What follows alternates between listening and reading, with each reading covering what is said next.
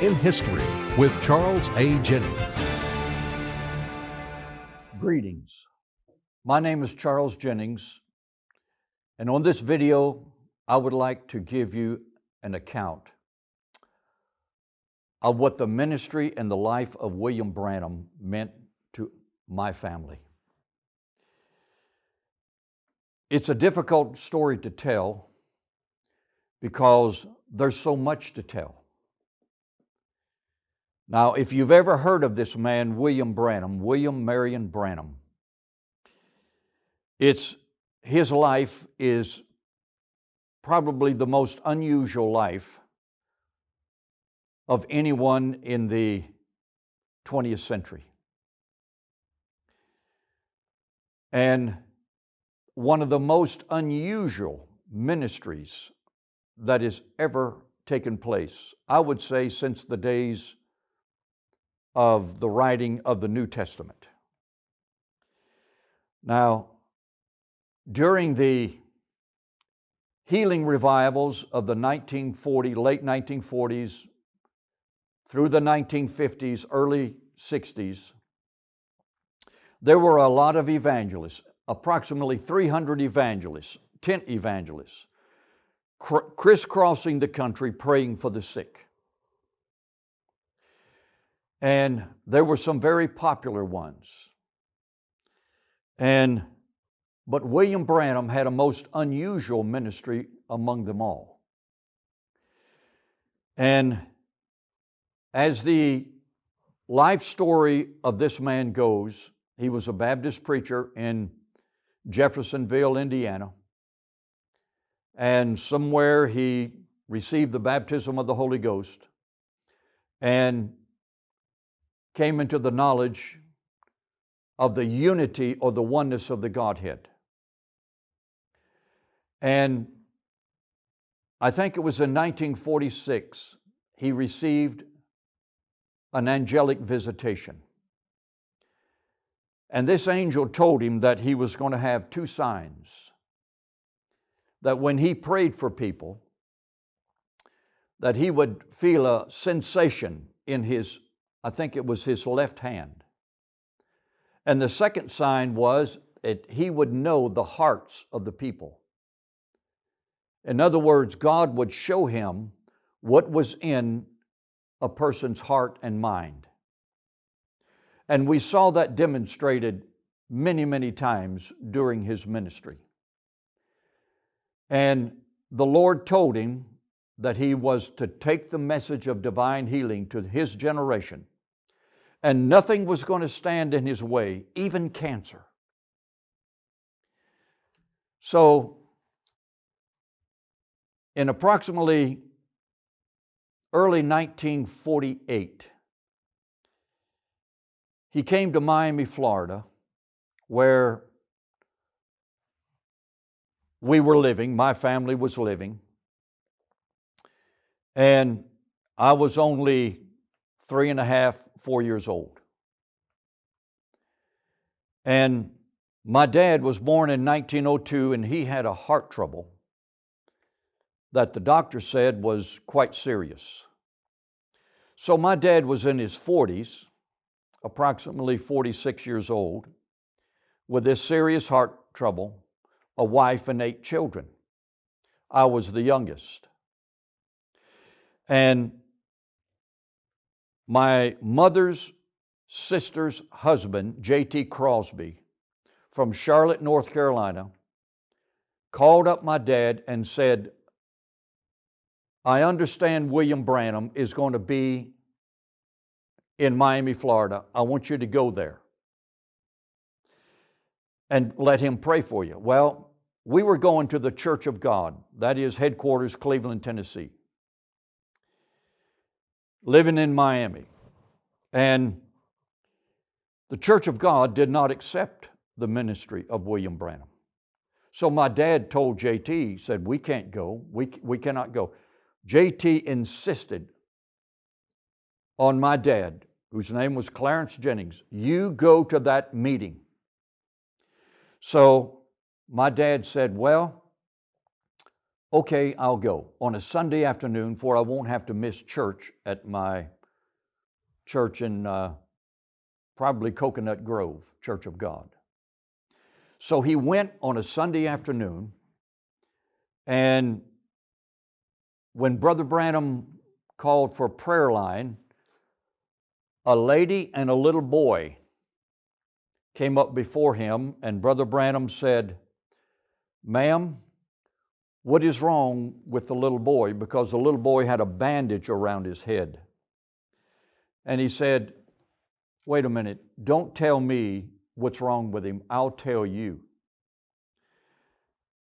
And my dad thought, well, this is very interesting, because my dad knew the lady and knew the little boy and knew his condition. And Brother Branham said, "Ma'am, you're the grandmother. And I want to tell you what the doctor said concerning this little boy. He's got cancer of the head." And my dad said, "Well, he's right. Something is different about this man." So Brother Branham prayed for the little boy and said, "Go your way." And my dad said, "Well, I'm going to follow up on this case."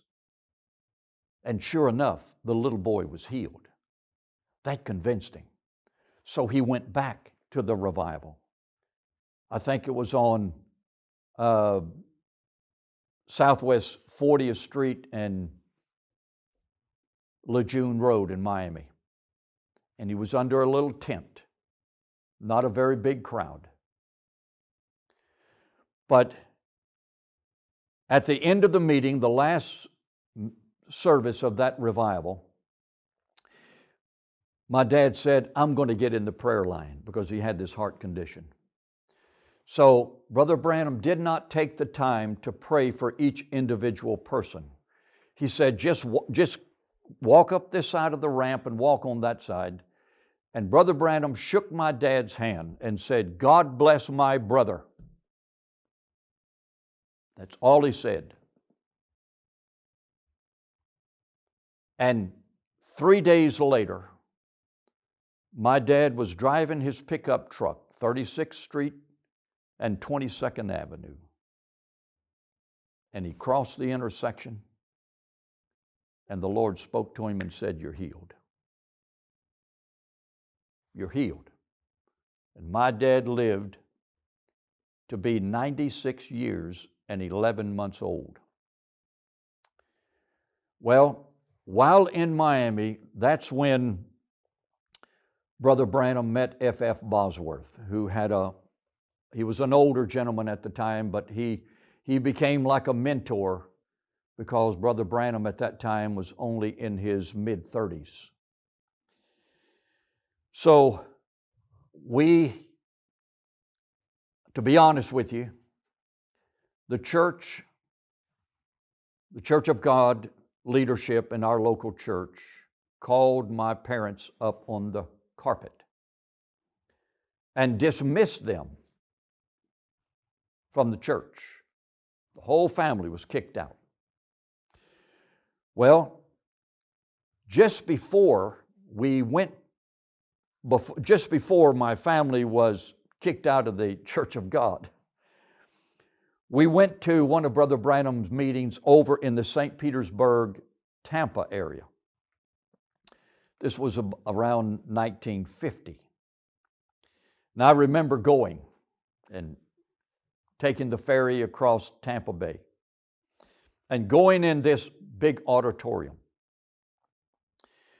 And there was, even as a 6-year-old child, I'd been in church all my life, but I knew that there was something different about this meeting. When that man stood up and came to the microphone to give his sermon, which he didn't give a dynamic sermon, he just talked to the crowd, you could feel a special presence of God, unlike any other meeting that I have ever been in my life to this very point right now. Well, in that meeting, a woman came up before Brother Branham, and my father and mother knew this woman, Sister Johnson. She was the wife of a Church of God pastor. And he said, "Sister, you're not from this area, are you?" "No, I'm from Miami." And he says, "I want to tell you what's wrong with you. You have cancer." She said, "That's right." He said, "I want to tell you something that you may not know." My dad related this story to us many times.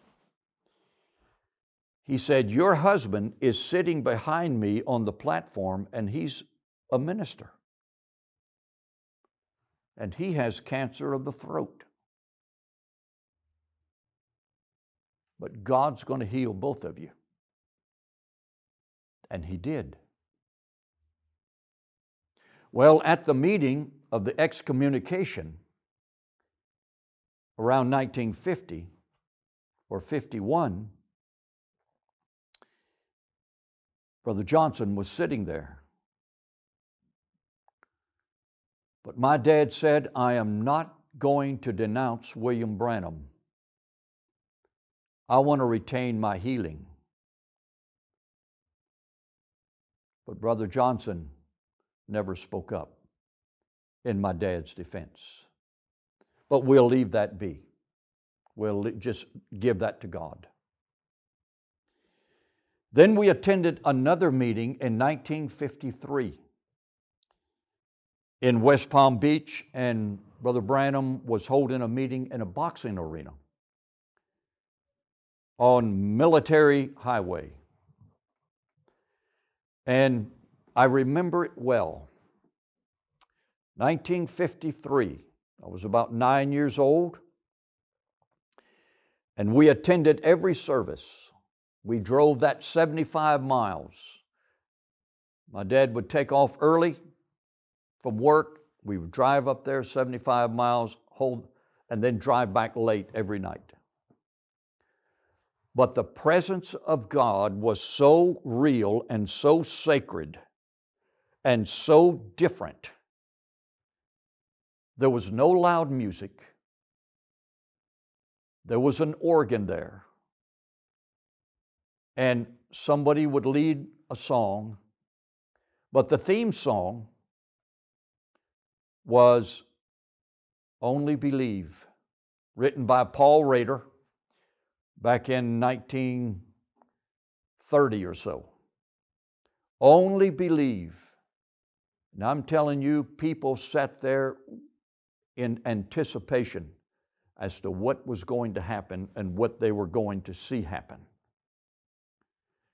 Because there was a special heavenly presence. I can't explain it. And I've felt the presence of God many times in different services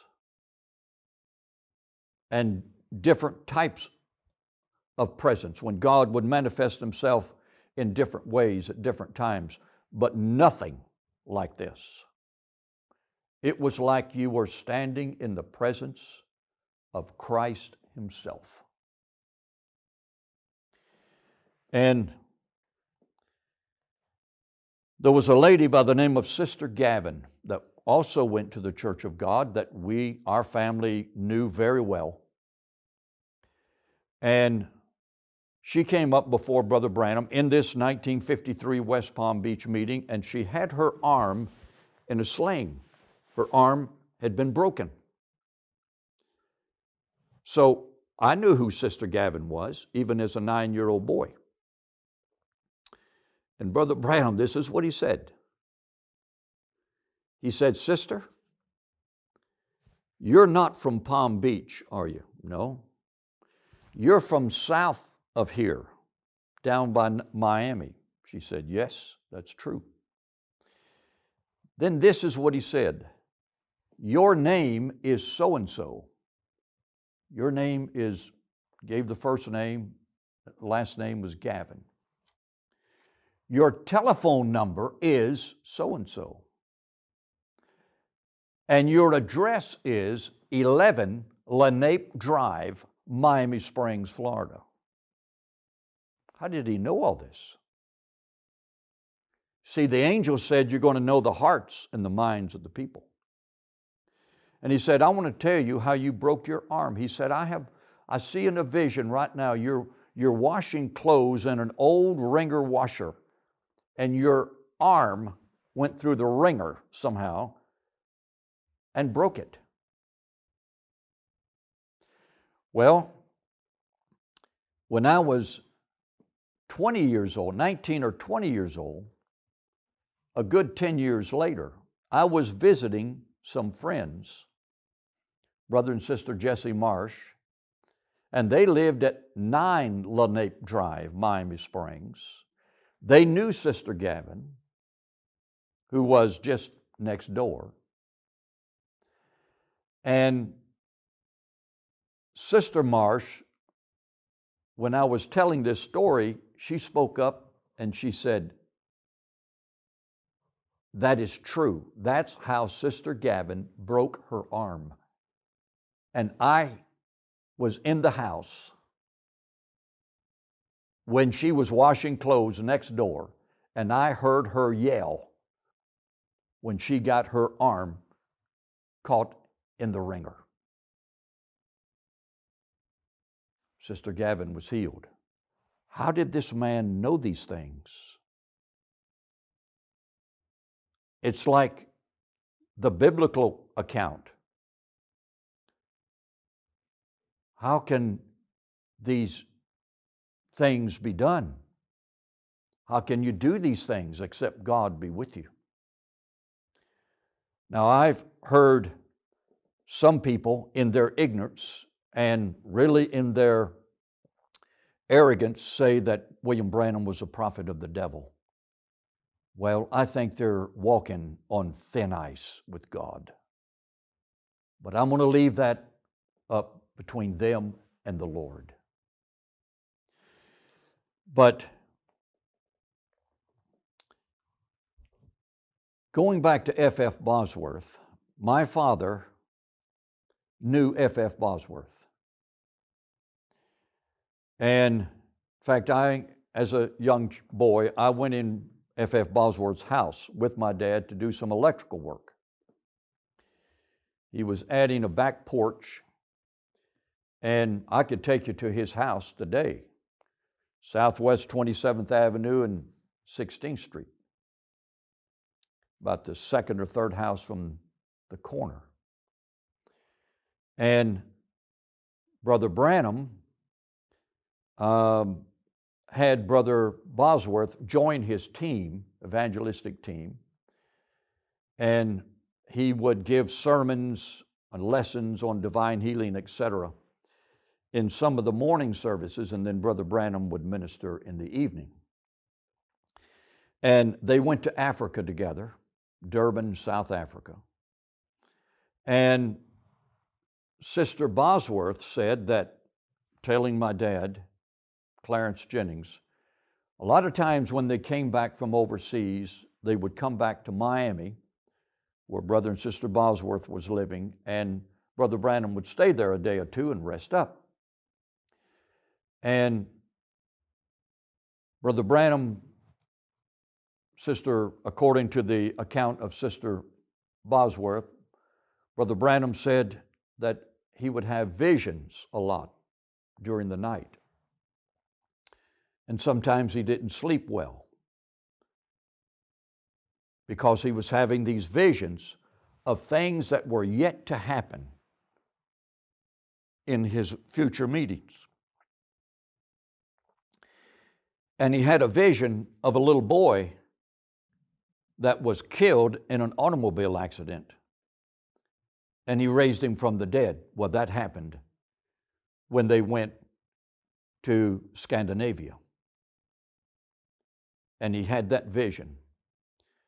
And Sister Bosworth said that he would come to the breakfast table and tell these visions of things that were yet to happen in future meetings.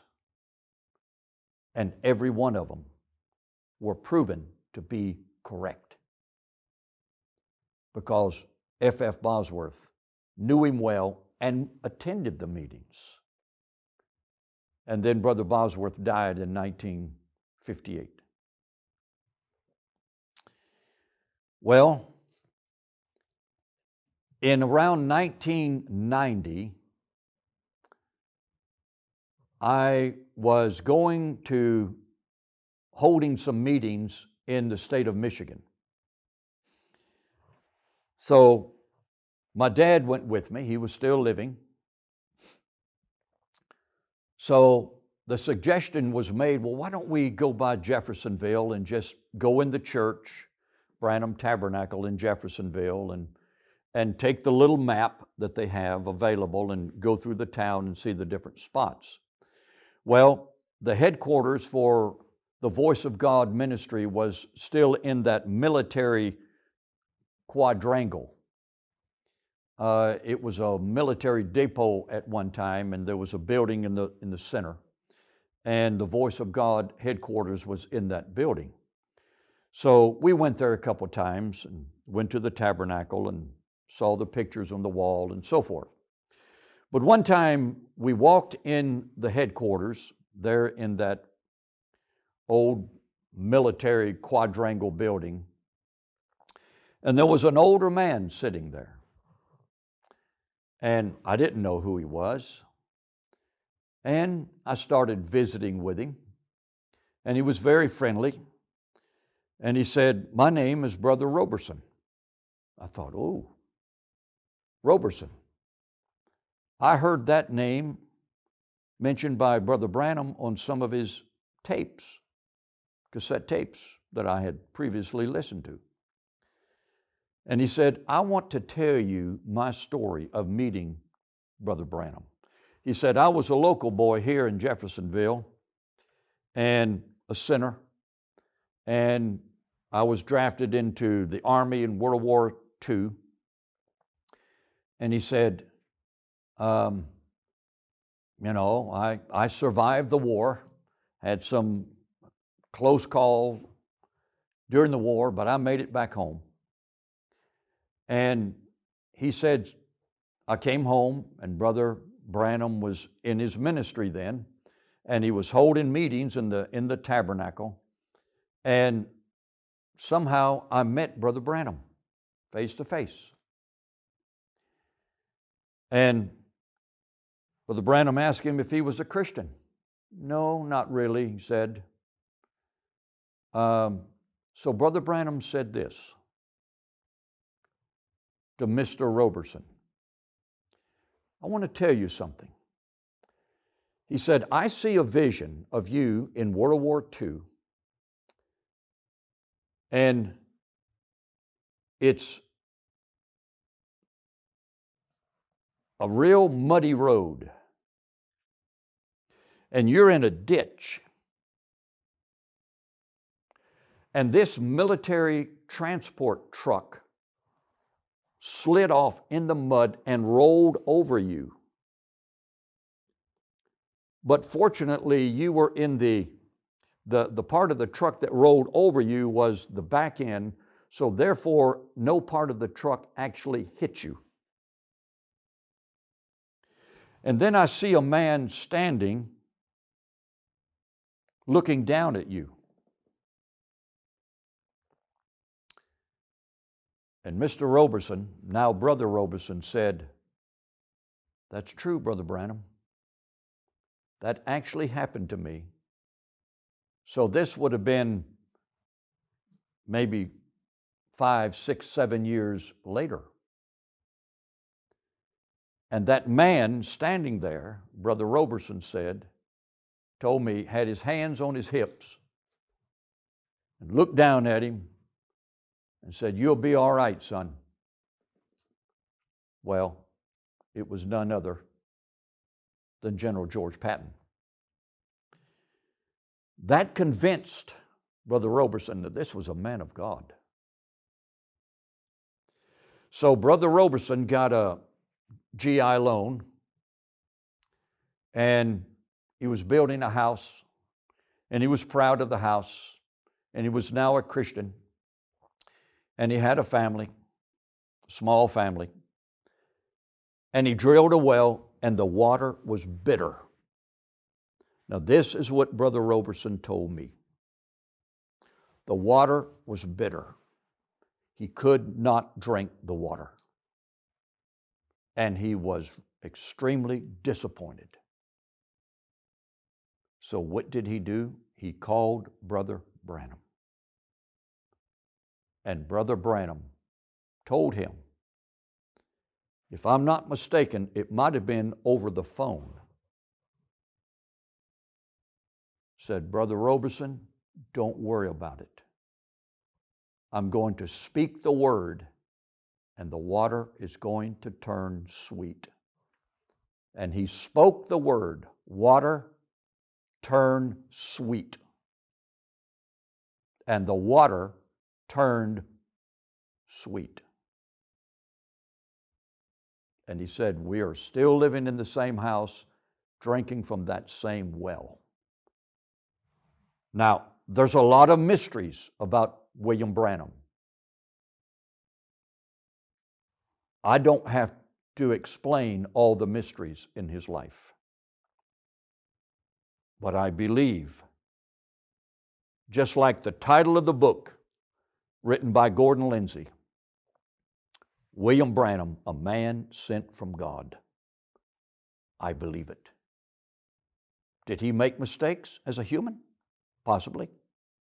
Did he believe some things that maybe I don't believe, maybe on prophecy or different things in the Bible? Possible.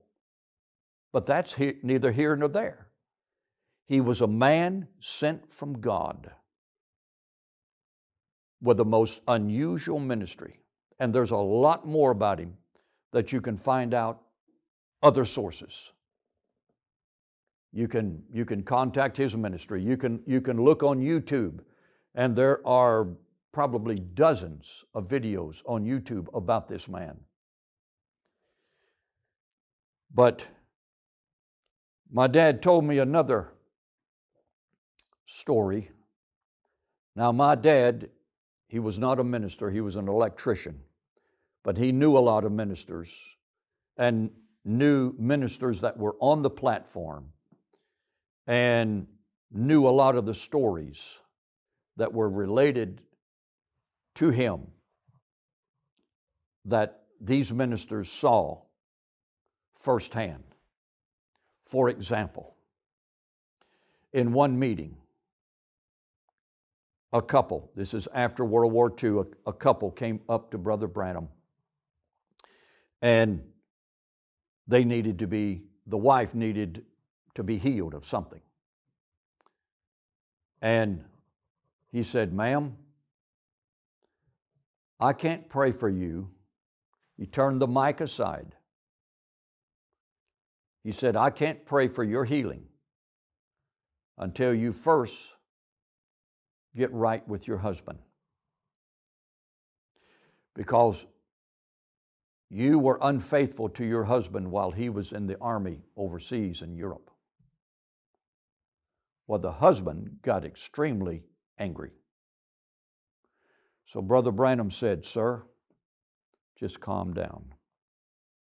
Because you were unfaithful to your wife.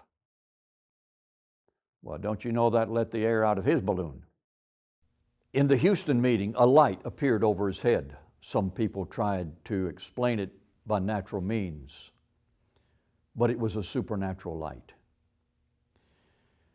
And my dad told me another story concerning the Pensacola meeting, that a crazy man being held by two strong men was brought up before Brother Branham.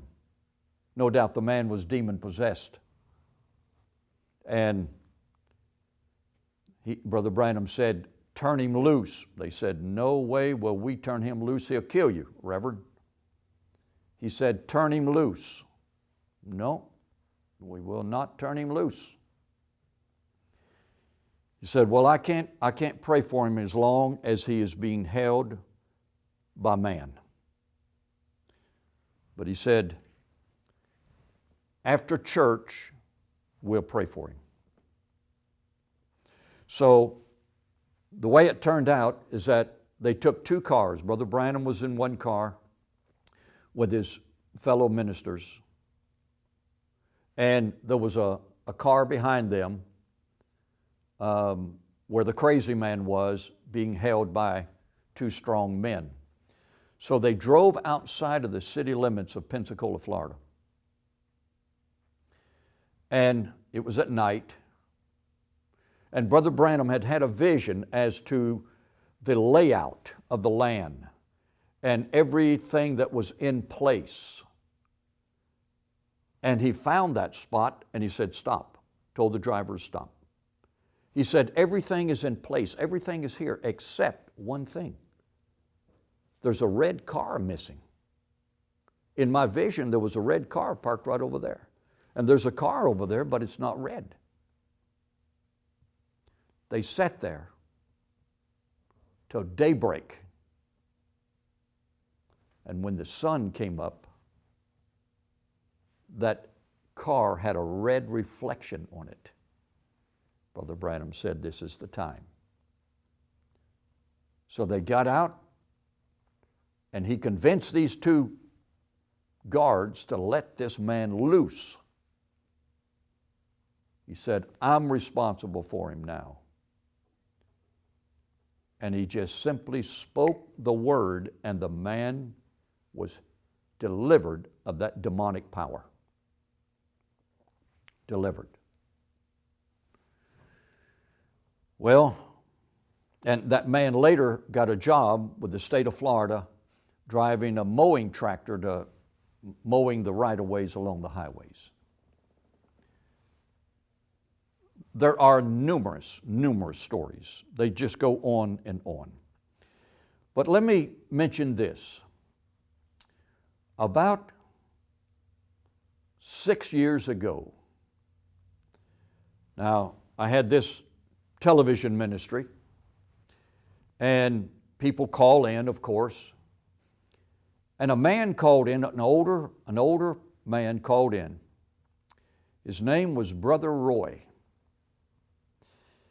And he said, I picked up from what you were saying today that you know something about William Branham. I said, yes. Yes, I do. Not a whole lot, but something. Well, he said, let me tell you my story. This is what Brother Roy told me. He's living in southern Louisiana, close to the Texas line. He said, when I was 19 years old, I was an evangelist with the United Pentecostal Church. And I heard that William Branham was coming to an auditorium in Houston. I wanted to go. And he said, I was dating the superintendent's daughter. So I went to the superintendent and I told him, I know how the United Pentecostal Church feels about Brother Branham. They don't want us going, but I really want to go to his meeting. Well, the superintendent said, I want to go too, but I can't afford to go because of my position. Well, Brother Roy said, can I go though? Will you give me permission to go? Well, his future father-in-law said, yeah, go ahead. But he said, may I take your daughter? It's just right across the state line into Houston, Texas, and it's not far, and we'll leave early enough in the day, and then we'll come back after the meeting. Fine. So they went there, and they got there a little early, and he said they went to a restaurant, had something to eat. Then they stopped, and they were still early, and they sitting in the car, and he said, I love this girl that I was dating, superintendent's daughter. He said, we planned to get married, and he said, we were talking there, and he said, I kissed her. And he thought, boy, that's a no-no. That is a no-no. But I kissed her. So he kind of repented within himself. And he said, well, let's go to the meeting. Well, he said, being a minister, I wanted to sit on the platform. And he said, I came in the back door, I walked up the steps to the platform, and the platform was already full of preachers. Every seat was taken except one. And he said, I don't know whether to take that chair or not, But he said, I was standing there, and he said, I heard the door behind me open, and somebody walked up and put his hand on my shoulder. He said he put his hand on my shoulder and turned to me and said, Brother Roy, don't worry about it. I kissed my wife before we were married too. How? And he turned his head, and it was William Branham. How did William Branham know this? God spoke to him. You can criticize him. You can say anything you want to about this man. But this man was a prophet of God, a man of God. He knew the hearts of the people, and that sign was real.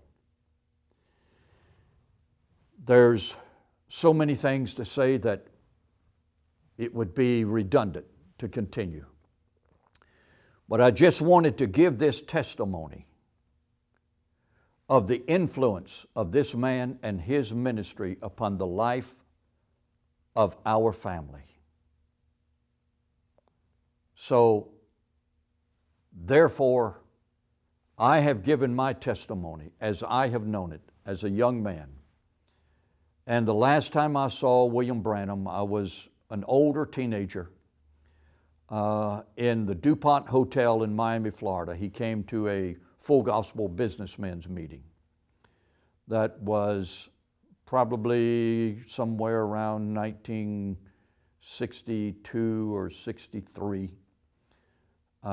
So that's my testimony, and I pray that you have been blessed.